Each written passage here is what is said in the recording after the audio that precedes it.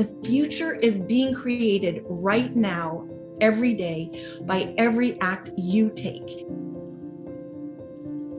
Hi, Vicki Robin here, host of What Could Possibly Go Right, a project of the Post-Carbon Institute. We interview cultural scouts, people who see far and serve the common good, and ask them all our one penetrating question. In all that seems to be going awry and going wrong, what could possibly go right? My guest today is the beautiful and amazing Jodie Evans. She is an American political activist, author, and documentary film producer. She characterizes her activism as working for peace and justice, environmental causes, and women's rights. Evans was the co-founder of the women's anti-war activist organization CODEPINK with Medea Benjamin and others. And she is the co-founder of an after-school writing program called 826 ALA. She serves on the board of directors of numerous organizations that foster environmental, charitable, educational, sociopolitical, healthcare causes, including the Center for New Economics, the Drug Policy Alliance, the Foundation for World Arts, Global Girl Media, Hereditary Disease Foundation, Institute for Policy Studies, the Motion Institute, Threshold Foundation, and Rainforest Action Network. Along with two friends, she bought Two Rivers Farms, which is located at the convergence of the Mackenzie and Mohawk Rivers in the Mohawk Valley, east of Springfield, Oregon. The farm is a communal support system for beginning farmers to share access to land, tools, and knowledge. Cultivating both food and education is our primary goal, they say. Her work now centers not on ending war per se, but on replacing the war economy, which would be everything that diminishes love, life, justice, sharing, and relationships, and living into the peace economy. As she rattled off the features of the peace economy in our conversation, it mapped perfectly on my long journey to create a world that runs on the energies of love, generosity, and sharing, rather than the energies of money and oil. We do the peace economy right where we are locally, dismantling the privileges of the powerful in our own minds and hearts, and then gathering with others to create well-being. She organized her community of Venice, California, to meet the needs of the homeless in a spirit of generosity. So this is a great conversation where she had barely enough time to outline just, I think, part of the features of what she means by a peace economy. And I think you'll see that it's a world that you would want to live into. Welcome, Jody, to What Could Possibly Go Right, project of the Post-Carbon Institute. You are sort of like the epitome for me of what a cultural scout is. Like, you watch the horizon for what's emerging, you are multifaceted, you care deeply, you work on frontline issues, not just from a distance, you keep an open spirit of goodwill, even as you kick butt and tell the truth.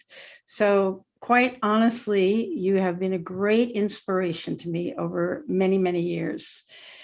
I was just thinking, as I was thinking about talking to you, that many people have welcomed the lower key Biden administration after the trauma of 4 years, and people who have worked on progressive domestic issues. I think many of us are very surprised by how far he's taking things, further than we thought. But on international relations, not so much.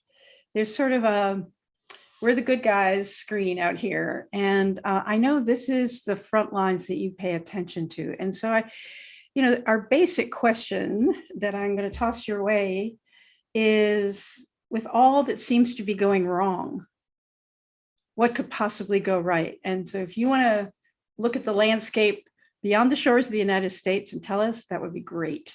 So Jody, what could possibly go right? Vicki, it's so fun to be with you. I miss you. And I miss you too. We've been many decades tilling these soils together. So I'm planting seeds of peace. So yeah, I want to back up in the sense of, like, working at the level of Biden is not where we work. So at CODEPINK, we see the structures. They are violent, they are oppressive, they are extractive, they are destructive. And, we were working to end war. And about 8 years ago, we realized, oh, we won't end war till we end the war economy. And that really war serves the war economy, and couldn't see that more vividly than right now with China and Blinken, making a total fool of himself talking to the Chinese. And even Biden yesterday, where he's saying, she doesn't know anything about democracy, which basically means Biden knows nothing about China. So we back way up and realize that there is a war economy. And then we also look at, there is climate catastrophe. There's a level of inequality that has never probably been on this planet. And there's like $2 trillion worth of weapons sold every year, including 300 million weapons owned by American citizens. So when we look at that, and I kind of look at it as the flood, it's like, here we are, this is, what is our existential flood that we live inside of? And how do we make it past the flood that we've kind of created ourselves? And we call that cultivating a local peace economy. Now, in looking at the war economy, it exists, and it's weird because people grab onto it thinking it gives life, but it doesn't. It is killing you, it is killing your communities, and it's killing the planet. And that's never been more obvious than right now. COVID helped us to see it, but the devastation of the form that has been operating for the past couple of 100 years has failed, and it's failed miserably. And so a peace economy, we are alive because of a peace economy. That is parenting, that is community, that is the planet Earth that is so generous. So the peace economy exists, and every year it's squeezed down more and more. Education, healthcare, the commons, farming, how we feed each other. They are really at the mercy of the destructive tendencies of the war economy. So what we say is, of course, we will continue to resist the war economy in all the ways we can. And mostly for us at CODEPINK, that's just telling the truth. That is standing in front of all the lies that come at us and say, that narrative it's like, you're trying to catch us in the flypaper of that narrative. We're not going to go there. We're going to give you another narrative. Like the narrative about how we live on this earth, or how we create conditions conducive for life, isn't even in the conversation. So the fights that are happening in Washington, they're tinkerings, but they're not changing the system. We have seen, what the murder of George Floyd showed us is, we've been in the streets trying to change things, and they change for some people, but mostly in just the way they get co-opted into the system and leave another big swath of people behind. So we have to look and say, okay, how do I affect the war economy, peace economy, right? How do I cultivate my local peace economy, which would be the arc that takes me through the flood? And so, the war economy, we have to divest from it. We have 21 ways to divest from the war economy, because we don't even realize that as we desire peace, as we desire connectivity, as we desire fulfillment, we are inside a machine that is, destroying those synapses for ourselves. That if we decide to play in that game, we decide at our own peril. It's like it's gonna have its way with you, because it's this kind of destruction machine. So how do we first practice our way out of these habits that are the war economy, that are the tip we all suck at, and that we can, divest ourselves from? So we have 21 ways of divesting from the war economy. I'm just going to run through a few of them quickly so you can kind of see what that looks like. So the war economy thrives from alienation. So it does its best to make us feel alienated. A peace economy is about connection. So how do we break those patterns? So then self-directed to community engaged. We've all kind of like, oh, I can do, we've got so lost in the war economy thinking. And especially like one of the things is like big. I say this to peace activists. You did not start the war in Syria. You are not going to end the war in Syria. And there's something that happens inside of empire mind. You know, we're all in the US, we're imperialists, right? Mm-hmm. We don't even understand that our brain is on imperialism. And that makes us stupid. So we don't even get that because it's like the water we swim in, right? But it makes us really stupid. So, you know, self is no way to get anywhere.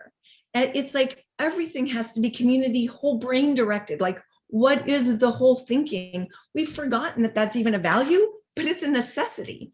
You know, so it's not just a value. It's like we're not doing it. We're getting very lost.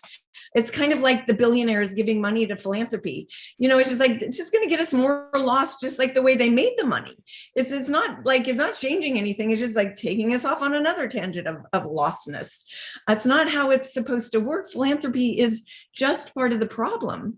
But we get stuck in this, like, but we have to fix this and we need things here. War started when civilizations became complex. I say, find the simple. It is, the complex is killing us. The big is killing us. Do not worry about anyone else. The future is being created right now, every day, by every act you take. So, you know, what does that look like? What are you doing? Don't worry about other people. Don't worry. I want to also say there is this folly of fretting that is destroying the world. We all get just caught in the folly of fretting. We get caught in our fears. I mean, I work with people all over the world. They have real fears. We live in like the United States of America. We have these like crazy false fears that then get us like off on tangents. And we have these crazy ideas that are full of hubris that we're going to fix the world. Just a reminder, we're like 4% of the world and we are making the worst problems for the world. Just stopping is already a big gift to the planet. So like, stop, go back to the simple and quit worrying about, quit coming out of that empire mind. Come back to what is it to be human? What is it to be relational? What is it to be connected to each other and to connect it to the need of this moment? And from that place, you can start to move out. So I'm going to use a couple of examples because I know, well, just a couple of more like competition to interdependence, transactional to relational. Oh, that's a big one. I mean, at CODEPINK, we work on that like every day, that discipline of like, our brains have been so conditioned to be transactional instead of relational, to get something done, to do it so we get this return. We forgot that we're in relationship with other human beings, and it's really bad. Apathy to engagement. Yeah. So I'm going to just poke in here too and just ask, okay, so I could be, in a way, I could be saying just what you're saying because we are so on the same page, really. You know, the simplicity, relocalization, relational, you know, everything's relational. Where do you see green shoots of this peace economy growing now as the old order fumbles the ball? Yeah, tell me that. So first of all, like when I started this like 8 years ago, people couldn't quite see it, but a lot of people took it on. And so they're at the 7-year level. And I want to say 7 years is transformative. 9 months, you get caught into it. 7 years is transformative. But I think COVID has helped everyone see what is essential. And more people are coming and it's like right now it's on steroids. The airlift is pretty cool. So let me just go back to a starter moment. Like I'm going to start with my own community of like, how do you do this? So the first thing is we got together as a community, we invited a bunch of people and there was like 30 people in the room. I live in Venice Beach, California. Where does the war economy, who is suffering from the war economy the worst in my community? So we kind of looked out, which helped us like, where do we live? Who's at the effects of the war economy? Because they're at the effects of the war economy. You are homeless because serves the war economy. The war economy wouldn't be able to function if you weren't homeless. That's part of the design. So when we look at people who are homeless, we see it's, first of all, a failure of the system. It's failed in many ways, but it's also in service to the system. So we have to recognize that if you have a home, that person not having a home benefits you having a home in the function of the system. So we found out that we had 1,500 homeless youth living in our community. And so what is a peace economy? It's love, it's care. It's that, what's missing in the war economy is the understanding that we're human beings and we need care and we need healing and we need to be relational. So let's just start out. What does that look like with homeless youth? So we started out at the beach, feeding meals out of the car on a Saturday. And then we listened to what they needed. Oh, what do you need? Not coming with hubris, like we know what you need.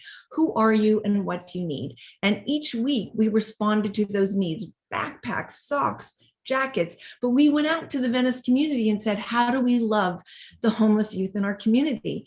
And the organization came out of that was called SPY, Safe Place for Youth. But we engaged, so we would put out on all the forums we had, like, come bring this, come bring that. If you're a therapist, could you come between the hours of blah, blah, blah, and sit with them?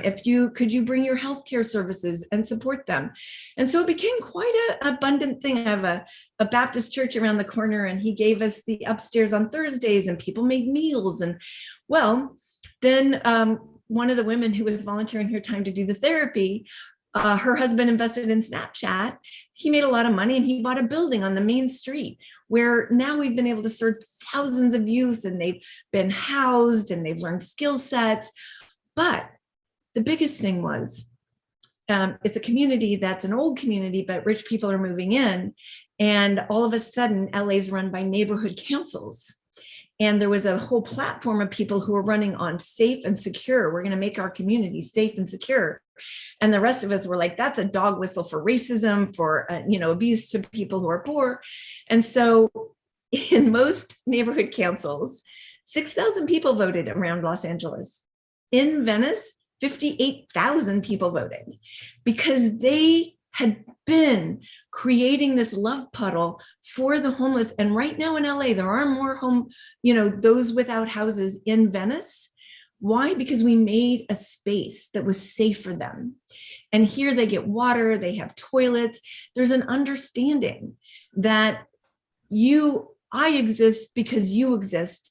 And how do we be in that relationship of understanding of what's really failing in our city?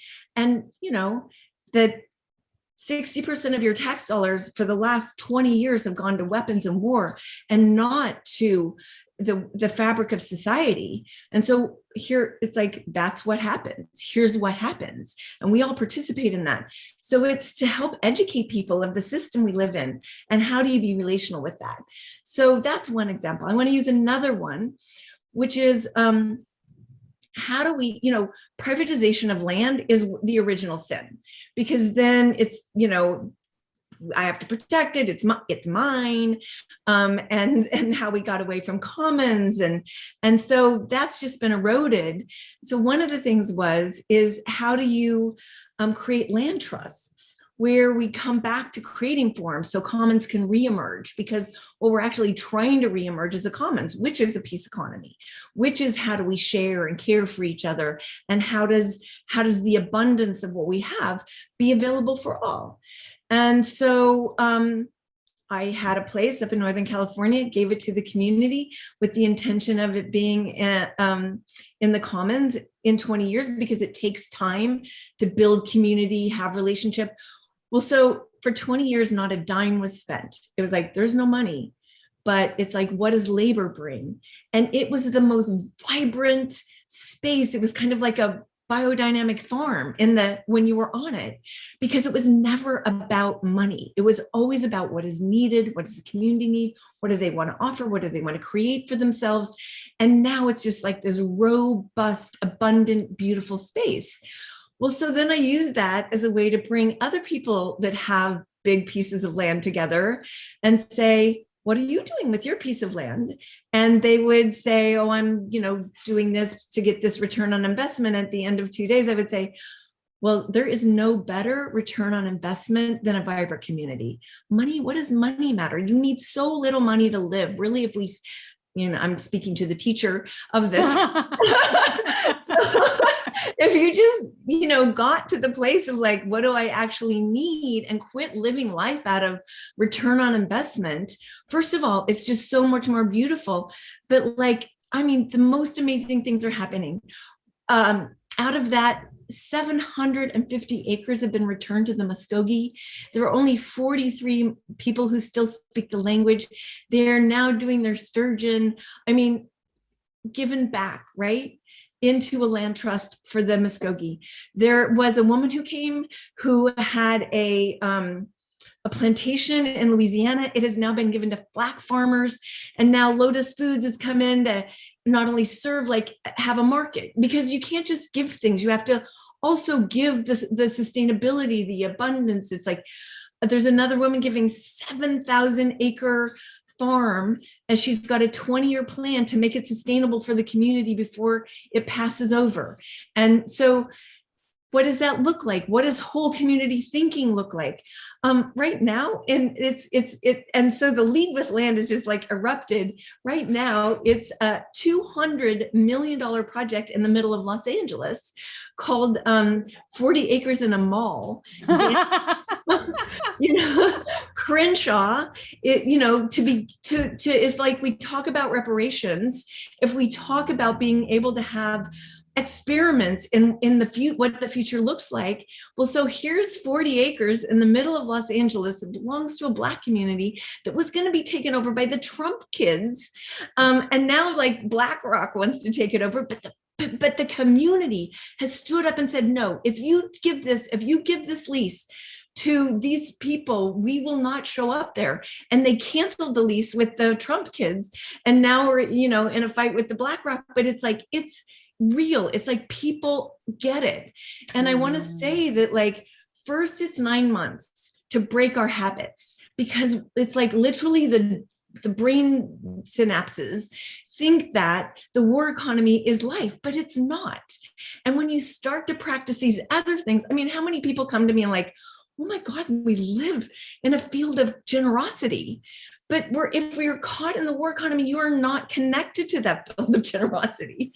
And Right. People are just shocked by what happens when you start in the giving field. And then it's just oh my God, it's everywhere. And it always was. But your headset is somewhere else and you're not witnessing it. So after about 9 months, and Reverend Barber and I compare notes, because that's what Moral Mondays is for him, and he's teaching the war economy, peace economy, because it so articulates. It's if you can see it as a war economy and a peace economy, it's easier to relate to it.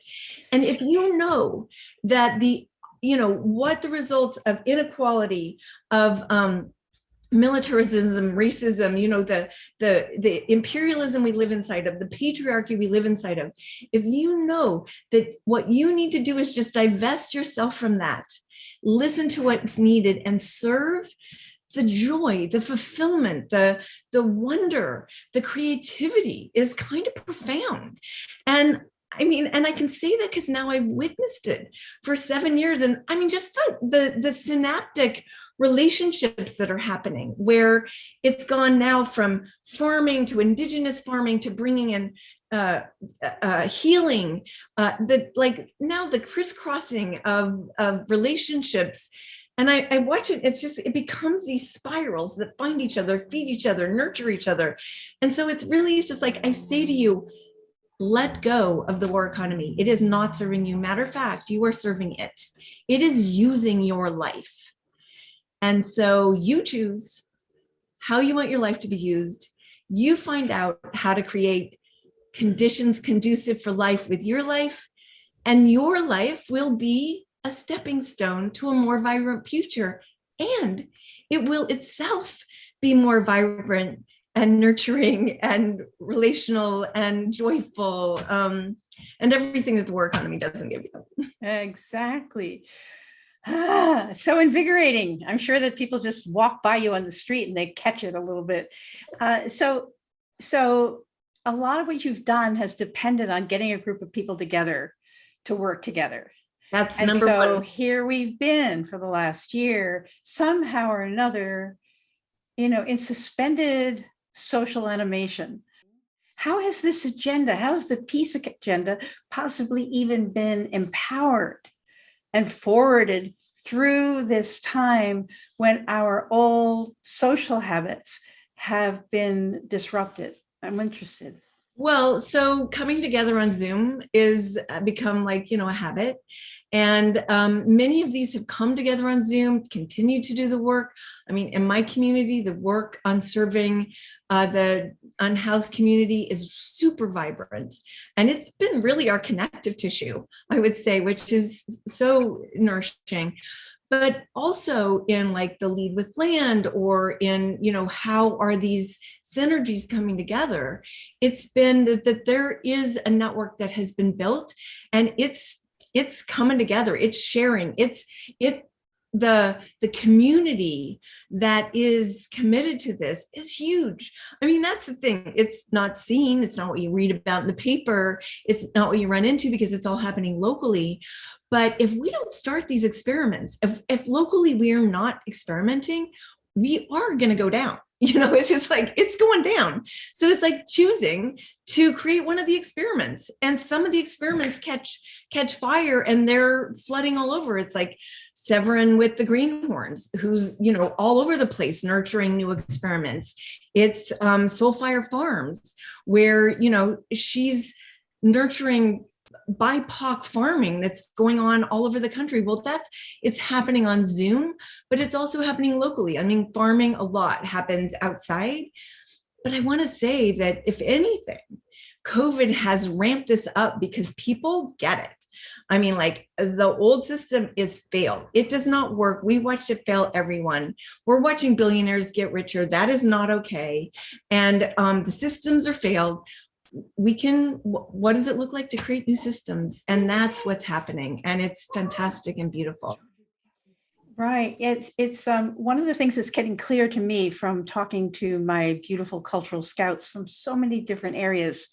It's like we've lost the imagination for something else, So what you're doing actually is you're creating a vibrant, lived, almost like tableaus. You're creating these beautiful tableaus around the country, and you're a great storyteller and cheerleader. And so people can go like, oh, that's how it would look, because we cannot, inside the war economy, inside the patriarchy, whatever we want to call the system that is destroying us. And I think that one of the great things about COVID is that, as you say, it's laid bare, which there's no doubt anymore. And we're less and less afraid of calling BS on the very thing that we think is our lifeblood, which is money. But you can't just call BS. You have to act. And that's what we are at CODEPINK. It's like everything is about action. Right. Because if we don't act, we let really the banality of it and the brutality of it undermine our capacity to act. So it's about acting every day. That's why we give people the practices. As soon as you start practicing, as soon as you start taking, that's why I call it the folly of fretting. You have to just go, okay, I get it. And when we say we know something, I don't believe you know something until you actually act out of it. And so there's a lot of I know something, but I don't trust that you know it, because you're still caught up in this other thing. And I know what gets in the way is a doubt. Oh, what if? Can I tell you, there is no freaking what if. We know, any intelligent person knows, when there is inequality, there is going to be violence. If we are not creating systems that connect us and create relationality, we are, messed up. So it's a bad thing. So to not operate out of that is where I get confused. It's like, if you look out and you see what happened in Texas, and if you don't look at what these climate change things that they keep escalating, that they are going to escalate every year, and it unfortunately is taking down always the poorest, always those who have the less. So who are you and what are you doing? Don't worry about others. Who are you? What are you doing? How do you get together with your community? How do you find ways to divest from these bad habits that you have engendered thinking this was life? And how do you just use your wild imaginations together to create something absolutely fresh and new? Absolutely fresh and new. I just feel like you're narrating like 30 years of my life, or maybe 40. But I mean, I definitely lost some altitude in the Trump years.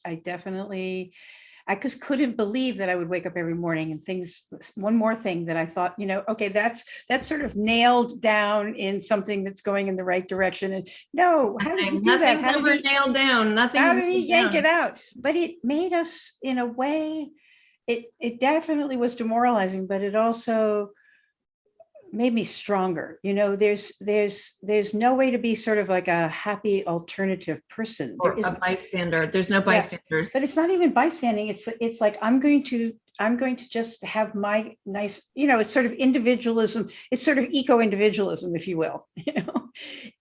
So I think that our political muscle has gotten stronger, not in necessarily in electoral politics, but in that we are the polis. We are the people. This is our place. And a lot of it is like, I just feel like I feel my own dander and courage just rising as I listen to you, like, it is a sort of a bracing reminder because with what could possibly go right, it's like in the midst of all that's going wrong, let's acknowledge what could possibly go right. It's a way of looking at what's in front of you to see the possibilities that are rising. And what you're also saying is not only stand there and look at them and tell your friends and tweet about it and take a picture, engage with the possibilities. And learn. You're going to learn every day. And what that does to your brain, what it does to your body, what it does to your capacity to be related to the possible. I think that when we step out, when we look at the stupidity and say, that's not the game I'm playing. I am not on that narrative. I'm on another narrative. And my narrative is, what am I doing today to, create the conditions conducive for life? What am I learning about that? Like, I don't know. What is that? And I learn and I share, and the sharing that takes place is just phenomenal. And let's just say the sharing, the crime that was revealed last weekend, that the United States is not allowing the sharing of vaccines. That is the war economy. Let those moments, like you said, fuel you to creating the peace economy, to being relational, because you've got to look at that and go, that's a fail. And where can I share? Like, whenever I look at things, I just go, oh my God, I'm like, how do I behave different than that? What does that look like in this moment? And then it teaches me another muscle. It teaches me another, like, oh, I was, like, it breaks me out of the constriction. Right. And then when you're in a room together, because the first thing of a local peace economy is find a community and just start. Right. Because every time, something different comes out of every community. And what's magical that I don't think people understand is, like, when you get in a community and you start talking about need, the brain power that shows up and what shows up in the room is kind of phenomenal. I don't even know how to language it, but it's so phenomenal. And it's more like we don't use our brains every day, really, for life. And our brains were created to create conditions conducive for life. I mean, some days I just sit here and I go, how many people struggled, fought, gave everything that I am here and that I'm going to, like, not show up for it?